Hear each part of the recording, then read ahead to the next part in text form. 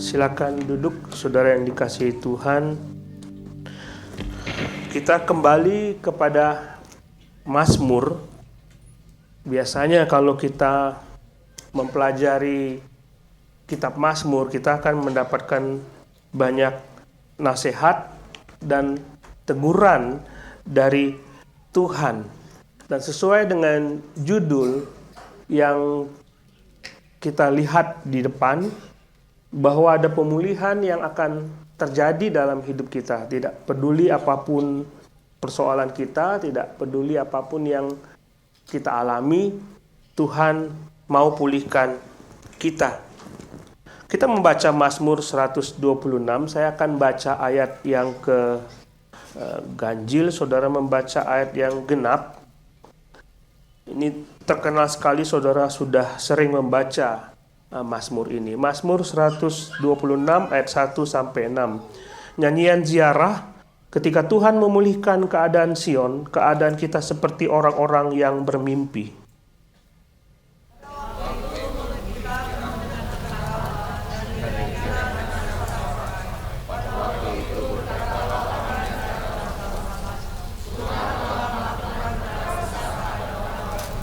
Tuhan telah melakukan perkara besar kepada kita, maka kita bersuka cita.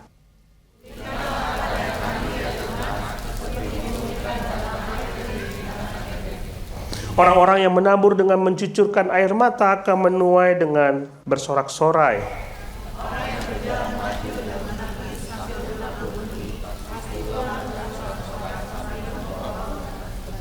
Saudara kalau sudah baca 6 ayat ini, terhibur sekali, benar nggak? Nah, kalau saat ini saudara sedang menabur, suatu saat saudara pasti akan menuai.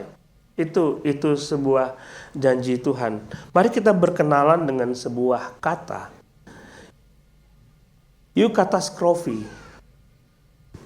Mana katanya?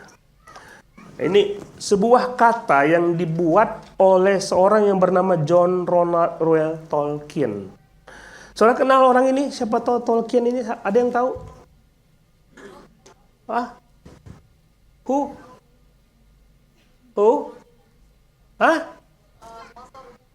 Author of the book. Oke. Dia penulis buku. Benar, ini Tolkien ini penulis buku. Dia menciptakan kata ini. Eukatastrofi. Artinya adalah dia mengatakan ada sebuah perubahan yang terjadi dari bencana menjadi tidak bencana. Dari sebuah bencana tiba-tiba berubah menjadi sukacita. Dari duka cita menjadi sukacita. Nah, dia mengambil kata ini dari ketika Maria nangis pergi ke kubur Yesus, dia menangis. Dia menangis, ini sebuah yang tidak bisa dibayangkan oleh Maria, kehilangan Tuhan, kehilangan gurunya, mati karena peristiwa yang sangat menyedihkan. Jadi dia datang dengan kesedihan, tapi dia begitu sampai kesedihannya diubah menjadi sukacita karena malaikat memberikan kepadanya berita bahwa Yesus sudah bangkit. Nah, kata ini digunakan oleh Tolkien untuk merujuk kepada sebuah peristiwa. Katastrofi itu apa artinya? Bencana. Kalau eukatastrofi, bencana menjadi sukacita. Itu maksud dia ya. Nah, ini orang hebat ini. Dia menciptakan kata-kata yang luar biasa, bahkan dia membuat bahasa baru. Kalau saudara nonton The Lord of the Ring, bahasa apa yang digunakan? Nggak ngerti itu. Dia yang buat bahasa itu. Hobbit. Seperti itu. Jadi orang ini yang penulis Lord of the Ring, dia menulis Hobbit, dan dia menggunakan kata ini, menciptakan kata ini. Dan ada sebuah peristiwa yang tidak enak terjadi seperti bencana, lalu diubah dalam sekejap menjadi sukacita yang besar. Itu maksud Tolkien. Ini orang Kristen, orang percaya kepada Tuhan. Jadi suami istri itu setia kepada Tuhan. Pacaran dari kecil dengan istrinya, dari sejak remaja. Dan tetap menjadi satu istri sampai meninggal. Nah, itu contoh yang baik itu. Ya, melihat contoh yang baik sebagai orang Kristen, Dia pacaran dari kecil, lalu dipisahkan karena takut, orang tuanya takut terjadi sesuatu yang tidak enak. Dia dipisahkan, tapi akhirnya dinikahkan dan sampai istrinya meninggal dia tetap setia kepada istrinya. Ini luar biasa. Jadi perubahan dari katastrofi menjadi eukatastrofi adalah perubahan dari bencana menjadi sukacita. Ini sering terjadi di dalam Alkitab.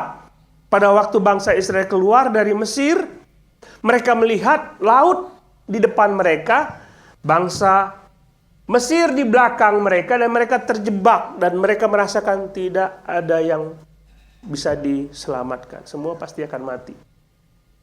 Tapi begitu Tuhan bertindak membelah laut Teberau, mereka menyeberang laut Teberau, tapi mereka masih berada dalam ketakutan karena orang tentara Mesir masih menyerang mereka. Begitu mereka sudah menyeberang, laut itu tertutup kembali, tentara Firaun mati di dalamnya. Apa yang terjadi di situ? Maria memimpin bangsa itu dengan tari-tarian dan sorak-sorai. Itu yang Tuhan lakukan. Tuhan bisa mengubah bencana menjadi sukacita. Saudara percaya nggak? Percaya nggak? Ini yang terjadi dalam Mazmur 126 ini. Bencana menjadi sukacita. Saya ingat waktu menikah, saya tuh sebenarnya agak takut. Bisakah saya memberikan yang terbaik buat keluarga saya? Karena tidak punya apa-apa. Jadi harus tinggal di rumah mertua. Biasanya begitu. Ngomonglah camar-camar, bisa nggak tinggal di sini? Oh, karena supaya anakku menikah, ya udah boleh-boleh aja tinggal di situ. Tapi saudara tahu, setelah menikah ada pada saat menikah itu ada kerusuhan dan saya kehilangan pekerjaan dan tidak ada pekerjaan. Sulit sekali, tapi kami harus menikah dan tidak ada pekerjaan. Lalu berhari-hari saya stres. Saya tidur dalam keadaan stres tiap hari seperti itu. Tapi suatu pagi saya masih tidur pagi-pagi sekali saya dibangunkan oleh istri saya, ada telepon dari Amerika dan menawarkan saya pekerjaan. Stres malam itu diubah menjadi sukacita di pagi itu. Bisa nggak itu terjadi dalam hidup kita? Bisa. Ini yang terjadi dalam Mazmur 126. Ketika bangsa Israel, bangsa Yahudi dibuang ke Babel, lalu dia mengatakan dalam ayat 1, ketika Tuhan memulihkan keadaan Sion, keadaan kita seperti orang yang bermimpi. Keadaan kita seperti orang yang mimpi ini nggak mungkin terjadi. Ini nggak mungkin terjadi, kok tiba-tiba jadi. Jadi kalau saudara melihat bahwa sebenarnya bangsa Israel, bangsa Yahudi itu dibuang ke Babel dan mereka 70 tahun di situ, dan negeri impian mereka, negeri di mana mereka tinggal itu sebenarnya sudah hancur, rumah mereka sudah nggak ada, kota mereka sudah tidak ada. Bagaimana kami bisa kembali ke sana, ke tempat saya yang dulu di mana saya bekerja dan membesarkan anak-anak, saya lahir di situ. Bagaimana saya bisa kembali ke situ? Ini yang menjadi persoalan bagi mereka. Nah, saudara, kalau membaca kitab Esra pasal 1 ayat 1, Tuhan menggerakkan Kores. Lalu Kores memerintahkan bangsa Yahudi untuk kembali ke tanah kelahiran mereka. Jadi mereka sedang, kapan kami kembali, kapan kami kembali. Tiba-tiba muncul pengumuman di jalan raya oleh tentara Persia mengatakan, "You orang Yahudi, kembalilah, Kores berkenan supaya engkau kembali ke negerimu." Jadi bencana, lalu muncul sukacita. Kira-kira seperti itu yang dialami ketika Tuhan memulihkan keadaan Sion. Keadaan kita seperti orang yang mimpi, bermimpi. Pemulihan itu terjadi nampaknya seperti mimpi. Seperti mimpi yang tidak tahu apa yang terjadi, tapi itu terjadi kepada kita. Nah, kalau kita lihat dalam pasal 1 ayat 1 ini, pasal 26 ayat 1 ini, kita melihat disebutkan di situ ketika Tuhan memulihkan keadaan Sion. Sion itu, kalau saudara pergi ke Israel, itu ada sebuah bukit disebut kota lama, kota Daud lama. Itu adalah Sion, sebuah bukit di mana Daud berada di situ memerintah bangsa Israel. Nah, pemerintahan itu harus dipulihkan. Dan mereka mengatakan Tuhan memulihkan Sion. Tapi kalau kita melihat sebenarnya aktor utama pemulihan itu bukan mereka sendiri. Mereka tidak berusaha untuk memulihkan karena mereka tahu nggak mungkin saya pulihkan sendiri. Aktor utama pemulihan itu adalah Tuhan sendiri. Ketika Tuhan, mereka sadar bahwa mereka tidak bisa memberontak kepada orang Persia, kepada tentara Persia, mereka tidak punya tentara. Tapi bagaimana mungkin bisa kembali ke sana kalau bukan Tuhan yang memulihkan? Lalu mereka mengatakan ketika Tuhan memulihkan keadaan Sion. Tuhan sanggup memulihkan ketika kita mengatakan segala sesuatu sudah terlambat.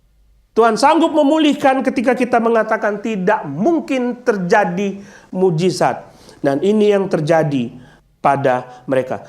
Jadi saudara, kalau dari sini kita bisa belajar melihat bahwa Tuhan sanggup memulihkan hidupmu. Saya nggak tahu kenapa orang Kristen kadang-kadang menangis dan merasa stres, merasa takut. Ini sudah terlambat, tidak bisa ada pemulihan kembali. Padahal kita tahu dari Alkitab, Tuhan sanggup memulihkan keadaan kita. Nggak peduli. Waktu Tuhan membelah laut Tebrau, saudara percaya itu mujizat? Saudara percaya itu kejadian yang nyata? Membelah laut Tebrau aja bagi manusia itu tidak mungkin, tapi Tuhan lakukan itu.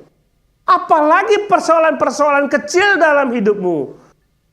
Bagi Dia tidak ada yang mustahil. Dia ubah bencana menjadi sukacita. Dia ubah ratapan menjadi tari-tarian. Dia sanggup melakukan itu.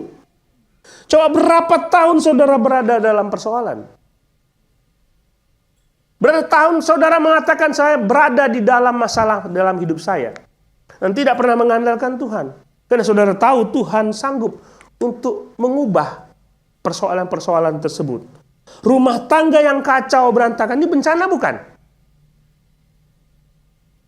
Nah, ada yang bilang bukan bencana. Bencana bukan? Rumah tangga yang berantakan. Saudara tipe orang yang lari dari persoalan atau orang yang berjuang supaya persoalan itu selesai? Hah? Benar. Kalau istri bermasalah ganti. Saudara tipe orang yang berjuang supaya persoalan selesai atau orang yang menghindari persoalan? Udahlah, ini handphone rusak, nggak bisa WA, padahal cuma WA doang yang nggak bisa jalan, ganti handphonenya. Sesimpel itukah?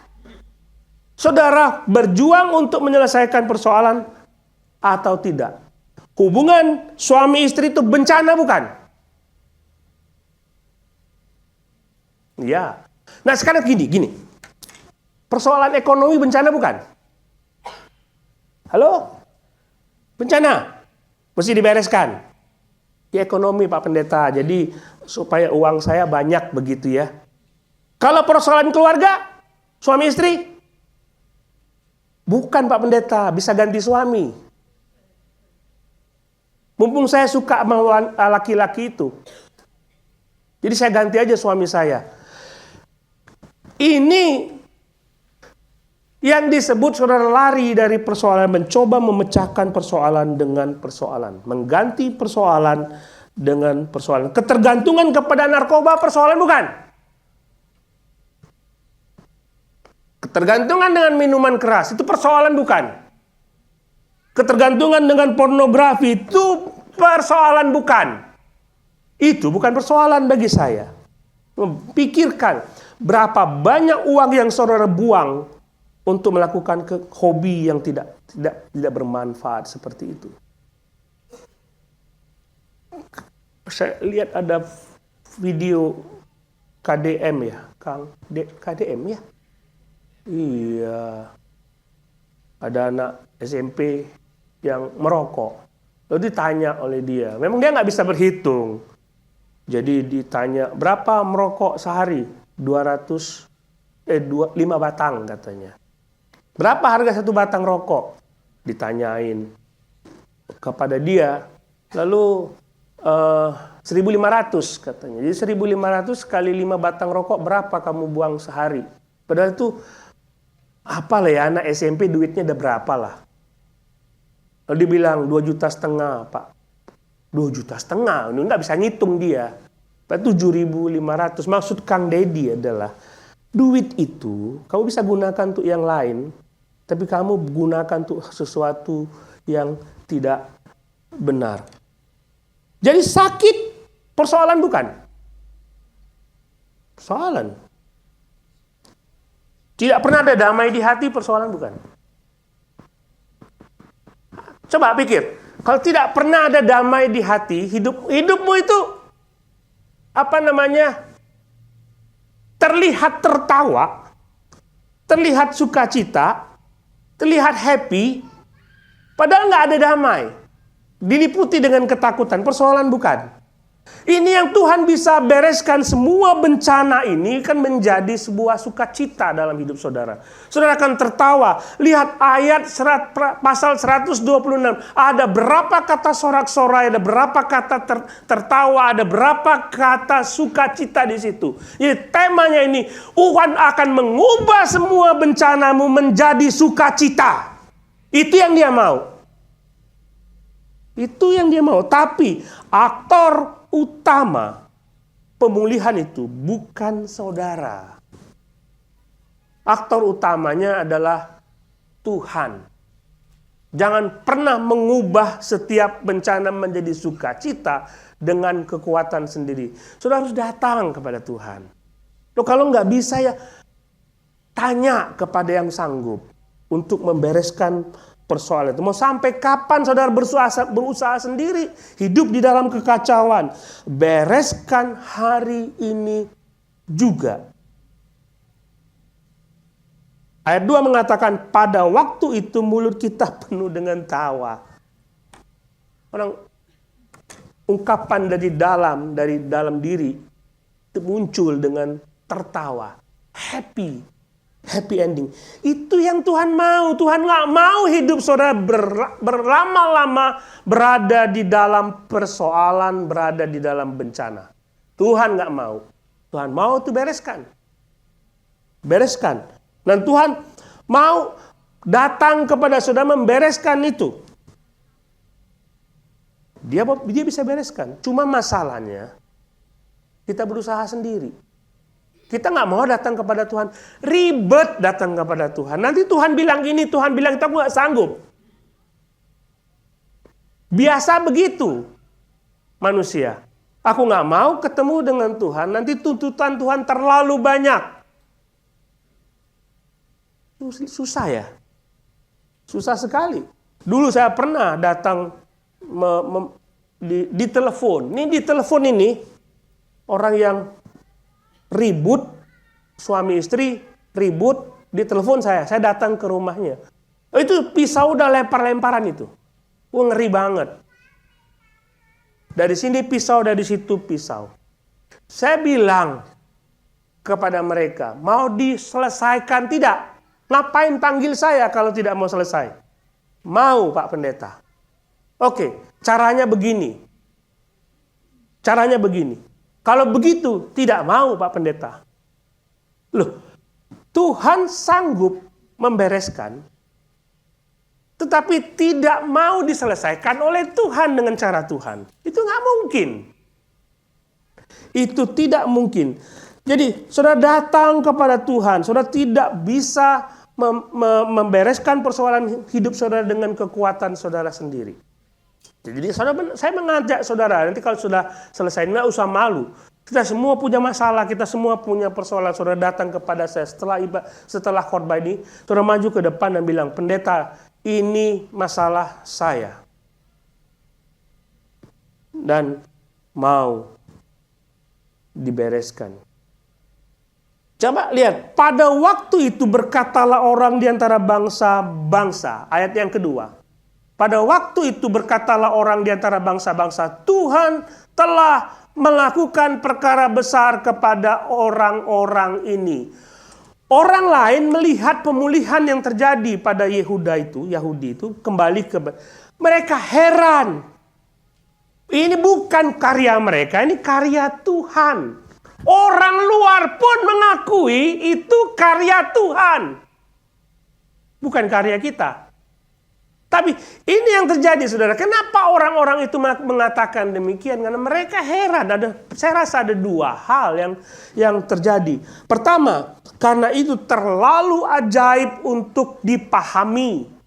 Mujizat itu terlalu ajaib untuk dipahami. Saudara pernah mengalami mujizat? Pernah? Saudara mengalami masalah lalu ada mujizat mengubah hidup saudara, saya kira masih sedang terjadi saat ini. Masih bisa terjadi. Banyak keajaiban terjadi seperti saya bilang tadi. Bangun tidur ditawarkan pekerjaan di Amerika lagi. Itu mujizat, saudara. Bisa terjadi. Bisa terjadi. Jadi Tuhan bisa membuat saudara melakukan mujizat dalam hidup saudara sehingga bisa dibereskan. Itu yang pertama. Mujizat itu masih terjadi dalam hidup saudara. Dia bisa bereskan itu. Yang kedua, saya kira begini. Mereka dalam persoalan, masalah mereka belum beres. Pulangnya mereka dari Babel ke tanah perjanjian adalah satu hal, tapi ketika mereka kembali ke tanah perjanjian, persoalan itu masih ada. Kami tinggal di mana? Rumah sudah tidak ada. Ladang kami sudah menjadi rumput. Kami tidak bisa melakukan apapun. Ada orang-orang asing yang menempati tempat kami. Itu persoalan baru. Persoalan itu masih ada. Tidak pernah mungkin persoalan itu bisa hilang selama-lamanya. Persoalan masih ada, tetapi orang-orang lain bisa melihat kok mereka bisa tertawa sekalipun ada persoalan. Bukan karena mereka cuek dengan persoalan, bukan. Kenapa mereka bisa tertawa sekalipun mereka dalam masalah? Bukan karena mereka tidak peduli dengan persoalan mereka. Udahlah, biarin aja, nanti juga hilang. Biasa kan begitu kita. Bukan seperti itu, saya kira yang menjadi alasan kenapa mereka bisa tertawa dan bersorak-sorai sekalipun mereka masih dalam persoalan adalah karena Tuhan melimpahkan sukacita ke dalam hati mereka. Sehingga begini saudara, orang Kristen tuh kayak gini. Kalau orang lain lihat orang Kristen, kok ada yang meninggal tapi nyanyi-nyanyi. Kok masih ada? Ku mau selalu bersyukur. Kok masih bisa begitu? Dalam segala keadaan. Itu bukan karena memang Tuhan menuntut itu, tapi karena Tuhan sendiri memberikan damai kepada saudara, memberikan sukacita kepada saudara. Sekalipun persoalan itu masih ada, Tuhan memberikan damai. Saya rasa kayak gitu yang kita mau. Siapa di antara saudara yang mengatakan, saya jadi orang Kristen, mujizat pasti terjadi, begitu ada mujizat beres, begitu ada mujizat beres, begitu ada mujizat beres, langsung hari itu juga beres. Enggak kan? Saudara sendiri mengalami bahwa ketika saudara mengalami masalah, persoalan, dan itu tidak langsung beres. Benar? Tidak langsung selesai. Saudara nggak bisa ngomong berdoa sekarang ini amin, buka mata lalu muncul mujizat. Nggak mungkin. Tapi kenapa bisa bersuka cita? Because God give you the joy. Kalau bukan Tuhan yang memberikan sukacita, tidak mungkin. Inilah bedanya. Orang percaya orang tidak percaya. Kalau saudara tidak percaya kepada Tuhan, apapun keadaanmu, saudara punya banyak uang, tidak punya banyak uang, saudara tidak akan mengalami sukacita. Karena tidak ada di sini sukacita itu. Tapi ketika saudara percaya kepada Yesus, dia limpahkan sukacita di dalam hati. Sehingga apapun keadaanmu, saudara tetap bersyukur dan bersukacita. Itu yang Tuhan mau. Sehingga orang lain bisa melihat, kok rumah tangganya saya tahu itu orang susah, tapi kok tetap bisa tertawa. Kok bisa baik hubungan suami istri. Dan Tuhan yang terlibat di dalamnya. Tuhan yang membereskan di dalamnya.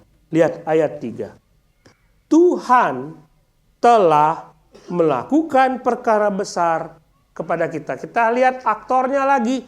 Tuhan telah melakukan perkara besar kepada kita, maka kita bersukacita.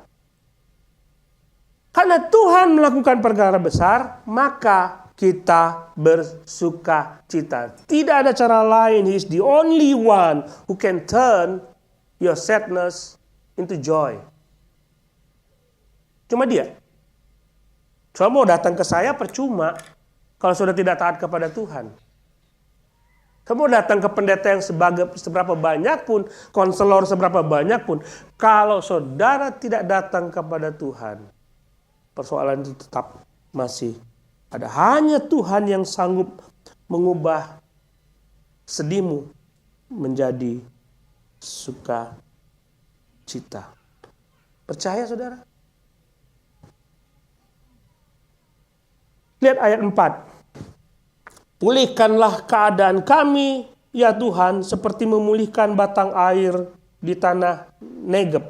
Ini ayat pertama ketika Tuhan memulihkan keadaan Sion. Ironik sekali ketika ayat 4 mengatakan pulihkan kami. Kan sudah. Jadi sebenarnya Mazmur ini ditulis ketika mereka sudah kembali ke tanah Kanaan. Waktu itu sudah pulih. Dulu Tuhan pulihkan kami kembali ke tanah Kanaan dari pembuangan ke Babel. Tapi seperti saya bilang tadi, persoalan mereka masih banyak. Persoalan mereka masih tetap ada. Kota mereka belum dibangun, sistem pemerintahan belum ada. Mereka harus memulihkan kembali kehidupan keagamaan mereka. Mereka harus kembali memulihkan kehidupan agama mereka. Ibadah mereka harus dipulihkan kembali. Jadi ada persoalan baru yang ada di situ. Tetapi mereka merujuk kepada peristiwa yang lama ketika Tuhan pulihkan mereka kembali ke tanah Kanaan. Itu mujizat.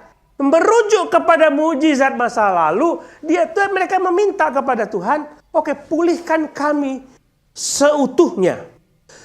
Jadi begini saudara, dalam ayat 1 mereka sangat percaya bahwa Tuhan sanggup untuk memulihkan keadaan mereka. Karena mereka sudah alami itu. Benar? Kita kembali ke kita. Sudah pernah mengalami mujizat Tuhan? Pernah?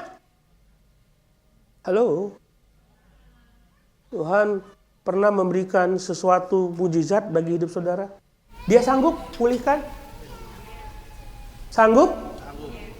Kalau dia sanggup, datang lagi ke dia. Apa sih susahnya? Apa susahnya coba? Saya dengar beberapa orang, kalau saya ke dokter itu, saya pasti sembuh. Kita punya dokter favorit kan? Saya ke sini nggak sembuh, cuma dia yang tahu obat saya apa. Pergilah kita ke dokter itu. Lain kali kita sakit, kita pasti ke dia. Karena ada pengalaman bersama dengan dia. Nah sekarang Tuhan sudah melakukan sebuah perkara yang besar dalam hidup saudara. Dia buat mujizat itu terjadi. Berdasarkan itu Tuhan, aku akan kembali kepada engkau sehingga aku bisa dipulihkan. Aku bisa dipulihkan. Jadi merujuk kepada seperti itu. Nah bagi saya begini. Bagi saya keadaan ini seperti orang yang percaya kepada Tuhan, orang yang dipulihkan keadaannya oleh Tuhan waktu kita belum percaya kepada Tuhan. Saudara ingat waktu saudara belum percaya kepada Tuhan? Waktu Tuhan pulihkan, saudara menjadi anak Dia. Dulu saudara tidak ada harapan, saudara tidak ada sukacita, lalu diangkat menjadi anaknya, diangkat menjadi anak Allah, lalu ada sukacita, benar? Benar nggak?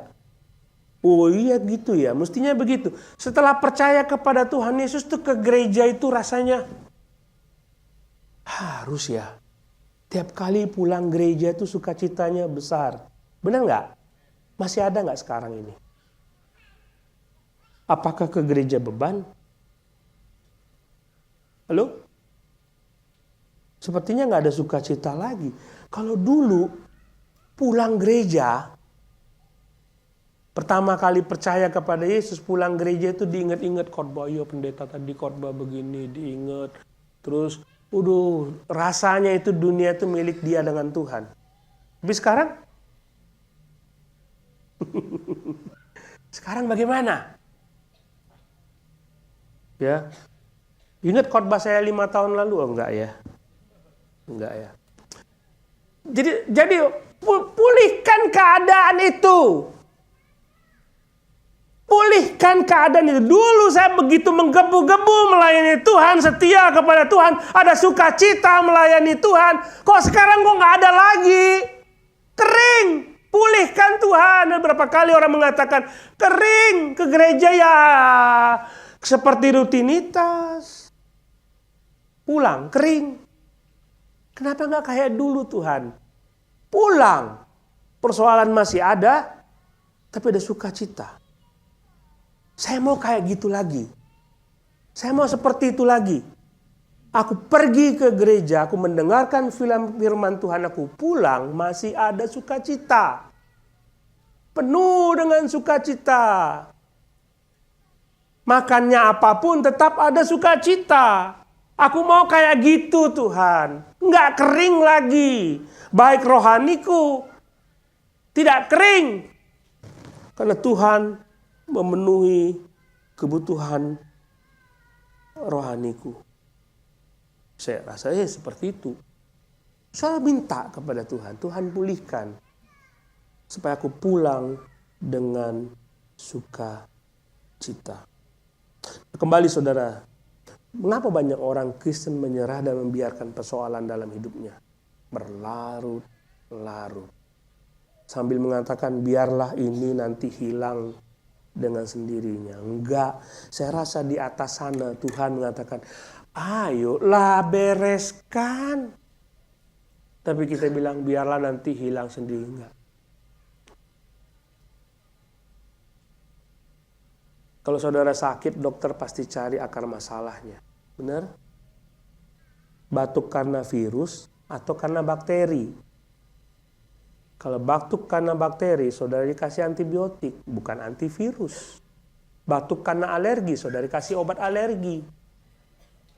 Tapi kalau kita cuek, kita tidak tahu akar masalahnya yang tidak dibereskan, itu tidak akan pernah sembuh. Saya rasa sih banyak orang yang bersaksi mereka dipulihkan hidupnya oleh Tuhan. Saudara percaya Tuhan bisa pulihkan? Amin. Sekarang masih percaya? Apakah Tuhan sanggup pulihkan ekonomimu? Apakah Tuhan sanggup pulihkan pernikahanmu? Keluargamu? Sanggup. Pulihkanlah kami ya Tuhan, seperti memulihkan batang air di tanah Negeb. Coba lihat saudara, tanah Negeb itu seperti apa? Seperti ini. Kering, tandus. Negeb itu artinya tandus. Saudara lihat tanah Negeb yang akan datang. Kali lagi klik. Kenapa bisa jadi? Ini sama-sama tanah Negeb, tanah yang sama. Selama musim kering, Negeb itu seperti ini. Kering, tidak ada apa-apa. Tapi begitu musim semi, semua bunga bermunculan. Tiba-tiba. Jadi mereka lihat, ini tanah kok kering. Tapi begitu musim semi, muncul batang air, muncul bunga-bunga. Dalam waktu sekejap, Tuhan lakukan itu. Tanah Negeb yang kering menjadi tanah Negeb yang berbunga. Tuhan bisa hidupmu dari yang ini menjadi ini. Mau enggak? Apa mau selamanya tinggal di tanah kering? Apakah mau selamanya saudara kering? Lihat ayat terakhir. Orang yang menabur dengan mencucurkan air mata akan menuai dengan bersorak-sorai. Orang yang berjalan maju sambil menangis, dengan menangis sambil menabur benih, pasti pulang dengan sorak-sorai sambil membawa berkas-berkasnya. Bertani itu bukanlah sebuah pekerjaan yang hasilnya singkat. Saya tanam sekarang, saya petik buahnya sekarang. Nggak ada kayak gitu. Menanam benih, itu perlu pekerjaan yang berat. Saudara mesti babat rumputnya. Benihnya tumbuh, saudara mesti memberi pupuk supaya ada hasil. Maksud Tuhan begini, walaupun engkau bersedih, tapi kesedihanmu tidak akan berlangsung lama. Pasti akan ada masa panen. Dan ketika saudara melihat masa panen itu, saudara akan penuh dengan sorak-sorai. Saudara penuh dengan sukacita. Tidak selamanya, Tuhan mengatakan tidak selamanya kita berada di dalam kesulitan. Ini yang Tuhan mau. Tuhan mau walaupun saudara sedih, aku akan ubah nanti kamu menjadi sukacita. Itu Tuhan mau. Saudara mau nggak? Apakah saudara mengatakan biarlah selama-lamanya saya begini? Satu-satunya cara datang kepada Tuhan. Datang kepada Tuhan. Ribuan tahun kemudian muncul seorang yang bernama Yesus. Dia melihat Yerusalem, dia melihat bangsa Israel seperti domba yang tidak bergembala. Lalu dia mengatakan, marilah kepadaku, kamu yang letih lesu dan berbeban berat. Aku akan memberi kelegaan kepadamu. Suara Tuhan masih menggema saat ini untuk mengundang saudara datang kepada Dia membereskan masalah hidupmu. Cuma itu saja. Datang kepada Tuhan dan Tuhan akan bereskan. Dia akan ubah kesedihanmu menjadi sukacita. Mari kita berdoa.